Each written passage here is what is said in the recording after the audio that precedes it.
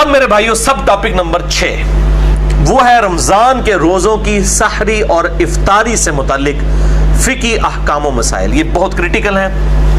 کل انشاءاللہ تعالی ہماری پہلی سحری بھی ہوگی انشاءاللہ تعالی یوم تکبیر کے دن 1998 میں 28 مئی 1998 کے دن پاکستان نے اٹامک بلاسٹ کیے تھے. یوم تکبیر ڈکلیئر ہوا تو کل یوم تکبیر والے دن 19 سال کے بعد یوم تکبیر والے دن ہمارا الحمدللہ 1438 ہجری کا رمضان مبارک کا پہلا روزہ پاکستان میں انشاءاللہ ہوگا.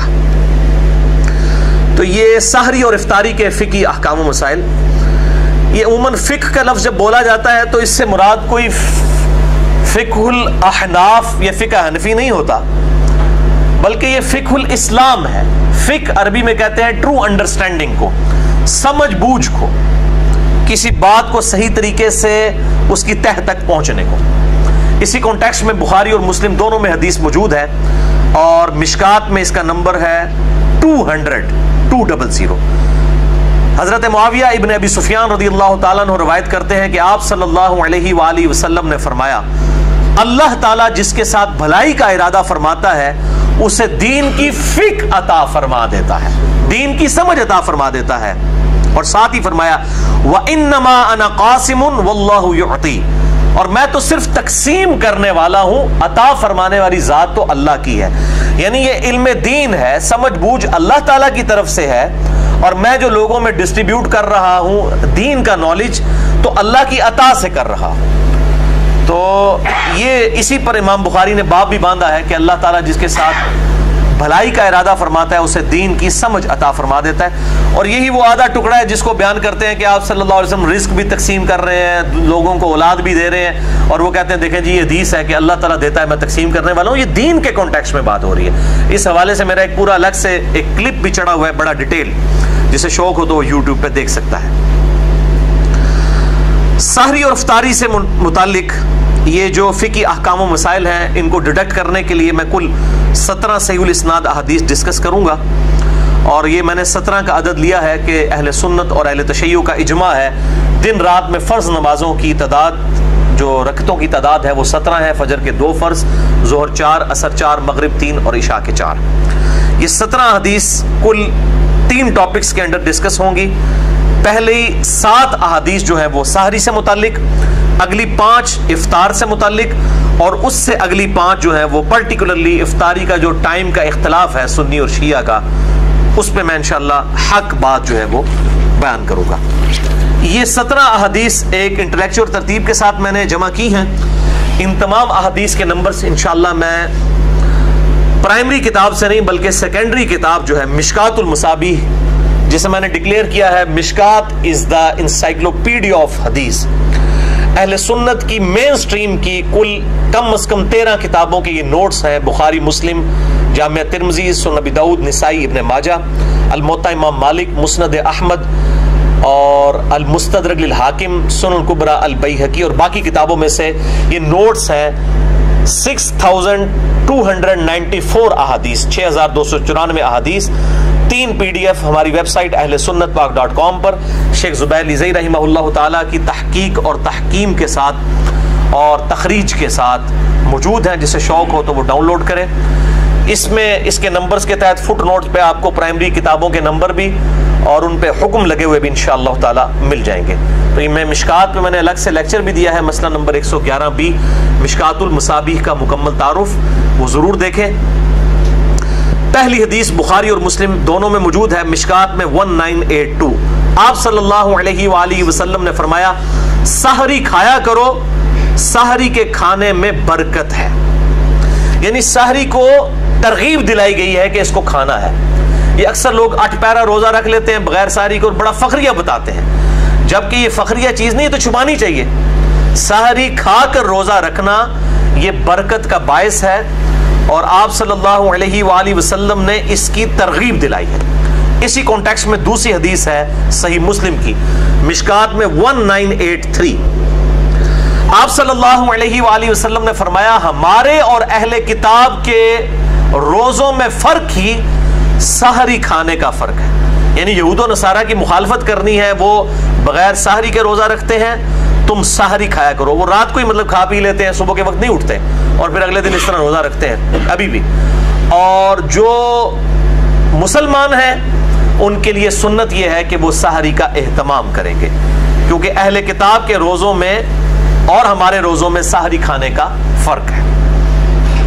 تو جان بوجھ کر سحری نہیں چھوڑنی چاہیے. اگر مجبوراً چھوٹ گئی اور کوئی شخص یہ سمجھتا ہے کہ میں بغیر سحری کے 8 پیرا روزہ رکھ سکتا ہوں تو وہ رکھ لے, لیکن اگر اس کو بعد میں احساس ہوتا ہے کہ میں روزہ نہیں نبھا سک رہا تو روزہ توڑ دے, اس پہ کوئی گناہ نہیں ہے, کفارہ نہیں ہے, ایک روزے کی قضا کر لے گا. اگر کسی کی سحری رہ گئی ہے اور اسے یہ یقین ہے کہ میں روزہ نہیں رکھ سکتا, روزہ نہ رکھے, اس دن چھوڑ دے. اب اللہ تعالیٰ کی طرف سے کیٹاسٹرافک کنڈیشن آئی ہے, وہ ایک روزے کی بعد میں قضا دے دے. اور اگر رکھ بھی لیا ہے اور بعد میں احساس ہوا کہ نہیں نبھے گا تو روزہ توڑ سکتا ہے, اس پہ گناہ بھی کوئی نہیں ہے, کفارہ بھی کوئی نہیں, ایک روزہ قضا کر لے گا.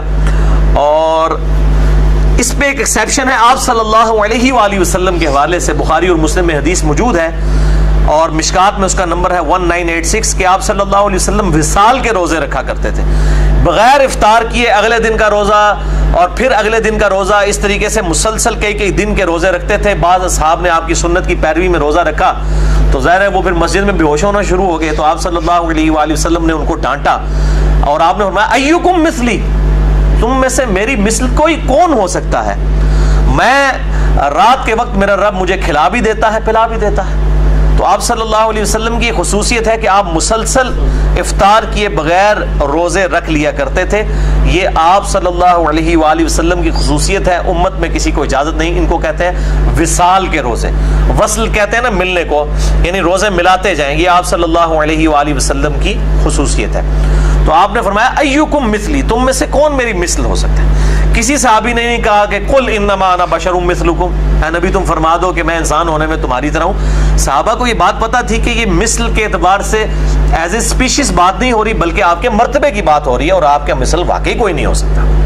تو یہ دو ایکسٹریم ہیں, ایک طرف اہل حدیث علماء ہیں, بعض وہ ہر بات کے اوپر جو ہے وہ قل انما انا بشر مثلکم کے تحت کوئی ایکسٹریم رزلٹ نکالتے ہیں, دوسری طرف جو ہے وہ بریلوی ہیں اور وہ مطلب اس آیت کو پڑھنے کو آپ صلی اللہ علیہ وآلہ وسلم کی توہین سمجھتے ہیں. دونوں ایکسٹریم کے اوپر ہیں. درمیان کا راستہ یہ ہے کہ آپ صلی اللہ علیہ وآلہ وسلم کے مرتبے میں کوئی مثل میں نہیں ہے, لیکن جو سپیشیز ہے آپ انسان ہیں, انسان ہونے کے اعتبار سے آپ صلی اللہ علیہ وآلہ وسلم کی مثل باقی انسان ہے, لیکن مرتبے کی بات نہیں ہے. مرتبے میں تو انسانیت کو ناز ہے آپ صلی اللہ علیہ وآلہ وسلم کی مبارک ذات پہ. تیسری حدیث سنن ابی داؤد میں ہے, مشکات میں 1998.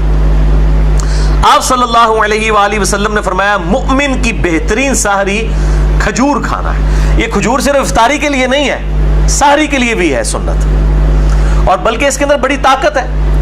ایک کھجور کے اندر آپ سمجھ لیں تقریباً 2 روٹیوں کے برابر کیلوریز موجود ہوتی ہیں طاقت کے اعتبار سے. تو سحری کے وقت کھجور کھا لی جائے, طاقت کے لیے بڑی اچھی چیز ہے. اور دوسرا, اگر دہی کا استعمال کیا جائے تو پھر دن کے وقت پیاس کے معاملے میں اللہ تعالیٰ کی طرف سے عافیت رہتی ہے. یہ فزیکل فینومینا آف نیچر ہے, جو لوگ دہی کا اہتمام کرتے ہیں سحری کے اندر, پھر دن کے وقت پیاس کے معاملے میں ان کے لیے آسانی ہو جاتی ہے. چوتھی حدیث سنن نسائی میں ہے موقوفاً سیدہ حفصہ رضی اللہ تعالیٰ عنہا سے, یعنی ان کا قول ہے. مشکات میں 1987 حدیث کے فٹ نوٹ کے اوپر شیخ زبیر زئی صاحب نے اس کی تحکیم کی ہوئی ہے کہ سیدہ حفصہ کہتی ہیں جو شخص طلوع فجر سے پہلے روزے کی نیت نہ کر سکے یا نیت نہ کرے تو اس کا کوئی روزہ نہیں ہے. یہ رمضان کے روزے کی بات ہے.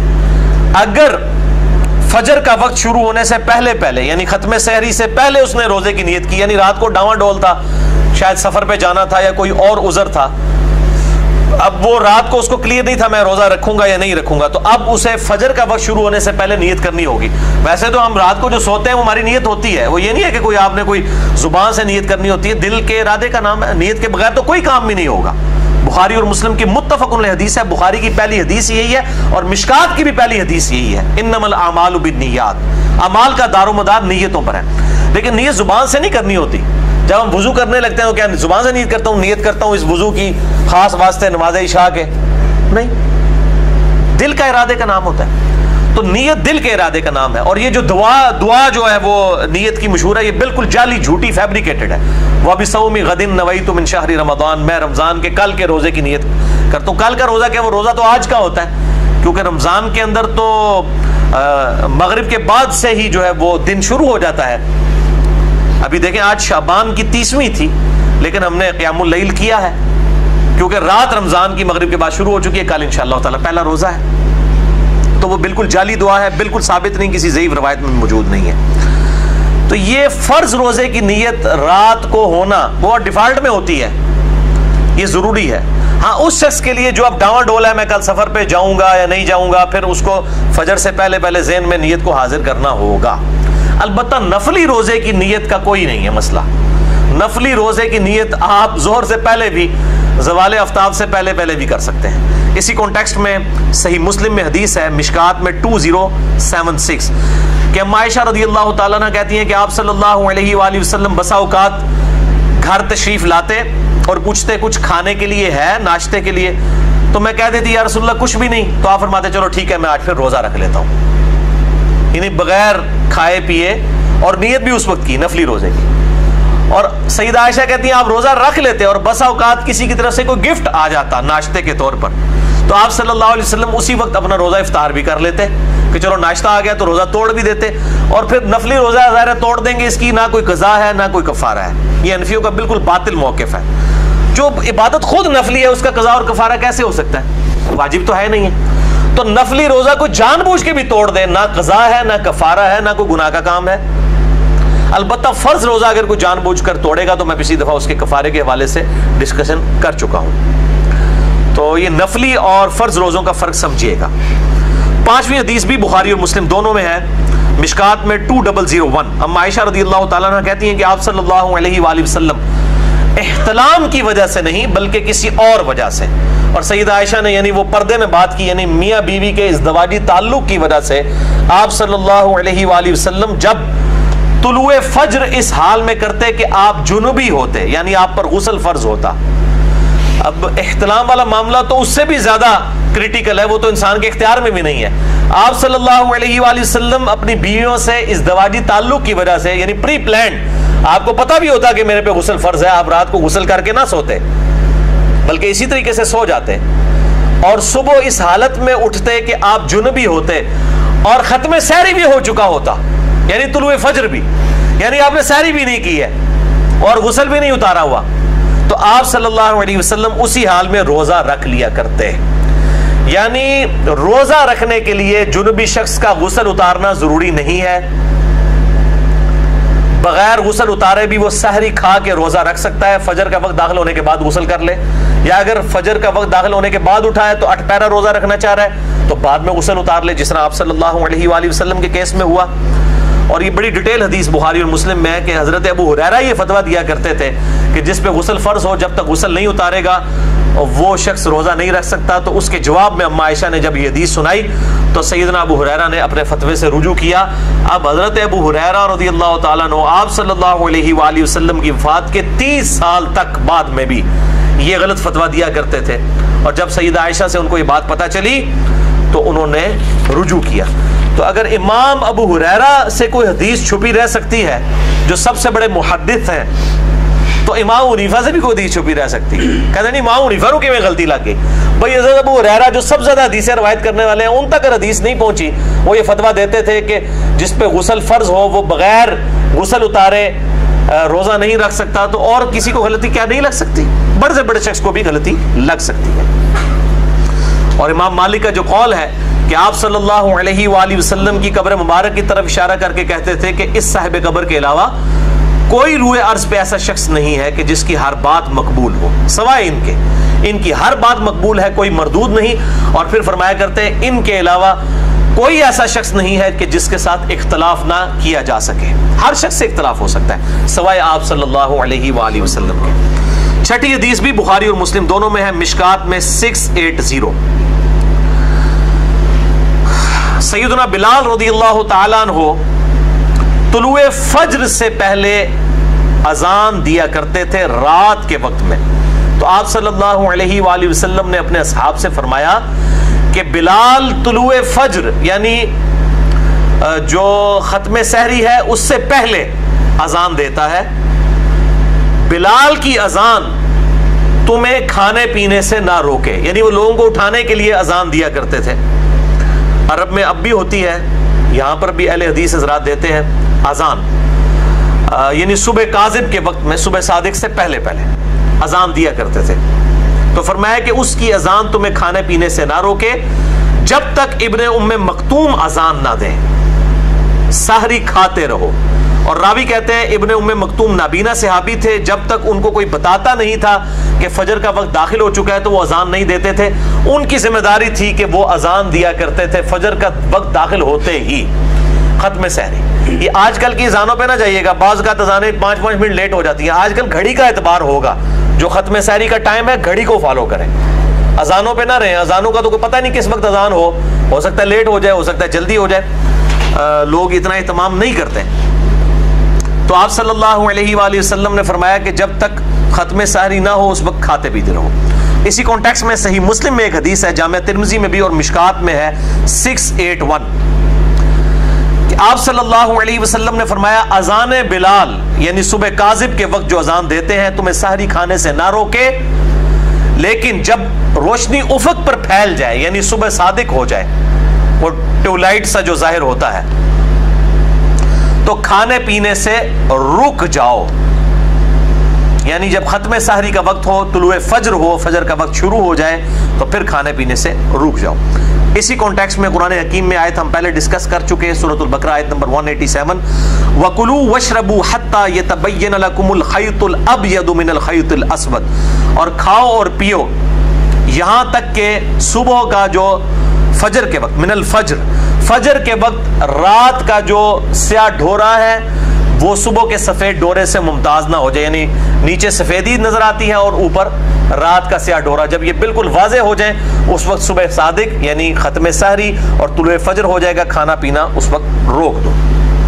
7ویں حدیث سنن ابی داؤد میں ہے، مشکات میں 1988، آپ صلی اللہ علیہ وآلہ وسلم نے فرمایا، یہ بہت کریٹیکل حدیث ہے، اس سے بڑے لوگوں نے غلط رزلٹ نکالے ہیں. آپ صلی اللہ علیہ وآلہ وسلم نے فرمایا جب تم میں سے کوئی اذان فجر سنے اور کھانے پینے کا برتن اس کے ہاتھ میں ہو تو اپنی ضرورت پوری کر کے اس کو نیچے رکھے.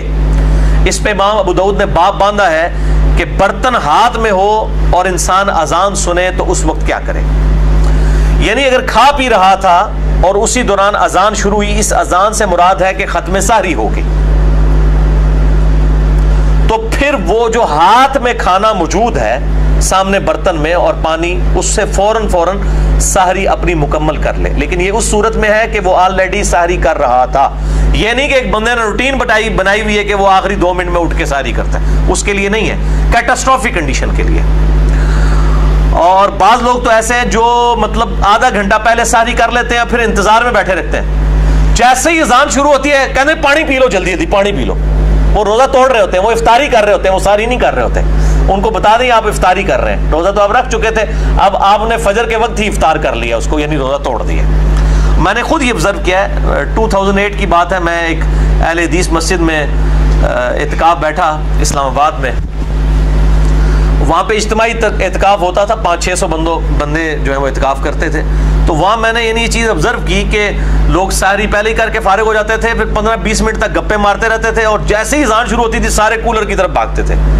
تو میں نے پھر بڑا شور ڈالا کہ میرے بھائی یہ آپ اس طریقے سے چیزوں سے رزلٹ نکالیں گے، یہ تو اسی طریقے سے ہے جیسے بخاری و مسلم میں حدیث ہے، ایک شخص نے رکوع کی حالت میں آ کے آپ صلی اللہ علیہ وآلہ وسلم کے ساتھ جماعت میں شامل ہوا، چونکہ آپ کو پیچھے بھی نظر آتا تھا، آپ نے دیکھ لیا، آپ نے اسے فرمایا اندھا ایسے نہ کرنا کہ تم رکوع میں ہی شامل ہوتے ہوئے چلتے ہوئے آئے ہو.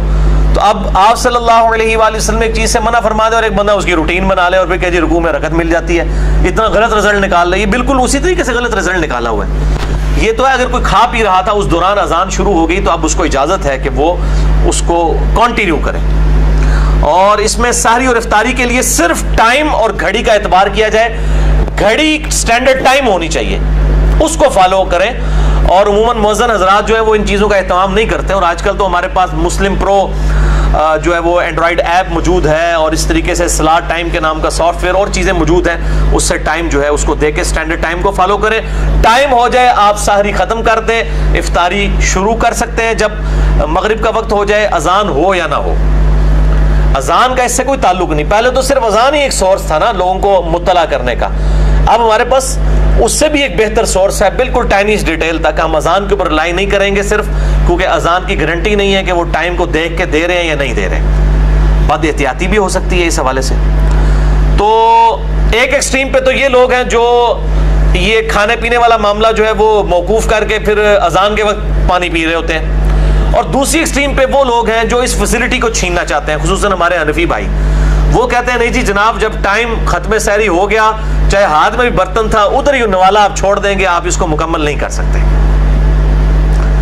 تو وہ بھی دوسری ایکسٹریم کے اوپر ہے, اور وہ کہتے ہیں یہ کیسے ہو سکتا ہے کہ اب ٹائم ہی ختم ہو گیا تو اب وہ کھانا پینا اب بھی جاری رکھا جائے. تو یہ میرے بھائیوں ٹرانزیشن پیریڈ ہے, یعنی انتقالی وقفہ ہے. یہ نہیں ہوتا کہ وہ آج جس طرح کل انشاءاللہ تعالی 3:20 کے اوپر اسلام آباد میں ختم سحری ہے, یہاں پہ 3:17 بنے گی, تو ایگزیکٹ 3:17 جب جہلم میں ہوئے ہیں تو ایگزیکٹ اس وقت کوئی ایسا بم پھٹا ہے اور جناب طلوع فجر ہو گئی ہے.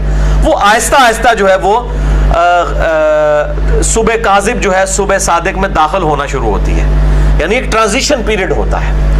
اور اگر وہ ایک دم بھی داخل ہو رہی ہے تب بھی کوئی ایشو نہیں ہے. اس کے سپورٹ میں ایک حدیث ہے جو بخاری اور مسلم دونوں میں موجود ہے, مشکات میں 601 ہے کہ آپ صلی اللہ علیہ وآلہ وسلم نے فرمایا, جس نے سورج نکلنے سے پہلے فجر کی 1 رکعت پا لی اس نے فجر کی نماز پا لی, اور جس نے غروب آفتاب سے پہلے عصر کی 1 رکعت پا لی اس نے عصر کی نماز پا لی. یعنی اگر کوئی لیٹ ہو گیا تھا مجبوری کی وجہ سے, اور غروب آفتاب جس طرح کل اسلام آباد میں 7:10 پہ ہے, یہاں پہ 7:07 پہ, تو کوئی شخص 7:06 کے اوپر عصر کی نماز شروع کرتا ہے مجبوراً لیٹ ہونے کی وجہ سے, اور 1 رکعت اس نے غروب آفتاب کے وقت سے پہلے پا لی, اور باقی 3 رکعتیں اس کی مغرب کے وقت میں بھی ہوئی تو اس کی نماز ہو جائے گی. اسی طریقے سے فجر والا معاملہ بھی ہے.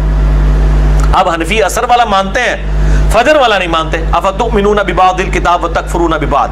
حالانکہ ایک ہی حدیث میں ذکر ہے کہ جس نے طلوع فجر سے پہلے, طلوع آفتاب سے پہلے فجر کی 1 رکعت پا لی اس نے فجر کی نماز پا لی, اور جس نے غروب آفتاب سے پہلے عصر کی 1 رکعت پا لی اس نے عصر کی نماز پا لی. یہ دونوں ایک ہی حدیث میں موجود ہیں. وہ کہتے ہیں نہیں فجر کی نہیں ہوتی, عصر کی ہو جاتی ہے, اور آگے پھر لاجکس دیتے ہیں جی عصر کا وقت چونکہ مغرب میں داخل ہو رہا ہوتا ہے تو مغرب خود نماز کا وقت ہے, اور دوسری طرف جو ہے وہ فجر کا وقت زوال کے وقت میں داخل ہو رہا ہوتا ہے, مکروہ وقت میں, اس لیے وہاں پہ نہیں ہے.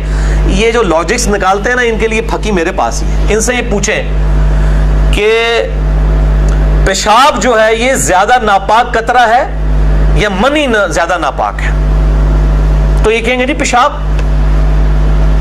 کیونکہ منی تو انبیاء کی پیدائش کا سبب بھی ہے, تو پیشاب تو زیادہ نڈس ہے. لیکن پیشاب کے نکلنے سے غسل فرض نہیں ہوتا, اور منی کے نکلنے سے غسل فرض ہو جاتا ہے. اب ان کی ڈاکٹرائن مان لی جائے تو پیشاب کے بعد بھی غسل فرض ہونا چاہیے, کیونکہ انٹینسٹی زیادہ ہے نا پیشاب کی پلید ہونے کی. یہ میں نے پکی اینٹی وانم الزامی جواب دیا ہے. جو یہ کہتے ہیں کہ نہیں جی عصر کی نماز ہو جاتی ہے, فجر کی اگر کسی نے 1 رکعت پا لی اور اس کے بعد سورج نکلنا شروع ہوا تو وہ اس کی نماز نہیں ہوگی, دوبارہ ہی پڑھنی پڑے گی. تو یہ بالکل غلط ہے. اس حدیث کے تحت میرا اجتہاد اور قیاس ہے اس حدیث کو جو ابو داؤد کو سپورٹیو ہے, مشکات میں 1988, کہ اگر کسی کے ہاتھ میں برتن ہے اور اس دوران اذان شروع ہوئی ہے تو وہ کھانا پینا وہ فوراً اپنا مکمل کر لے. یہ نہیں ہے کہ 20 منٹ اذانیں ہو رہی ہے تو وہ اٹھے ہی اذانوں کے وقت.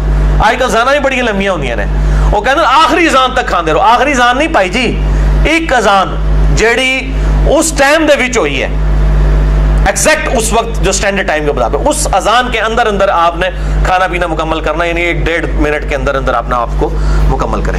بالا ہم تو اس طرح کی کوئی حرکت نہیں کرتے, نہ رسک لیتے ہیں. ہم تو 10 منٹ پہلے ہی روزہ بند کر دیتے ہیں. اتنا رسک لینے کی کیا ضرورت ہے کہ بالکل آپ ایج کے اوپر جا کے سحری والا معاملہ کرنا شروع کر دیں.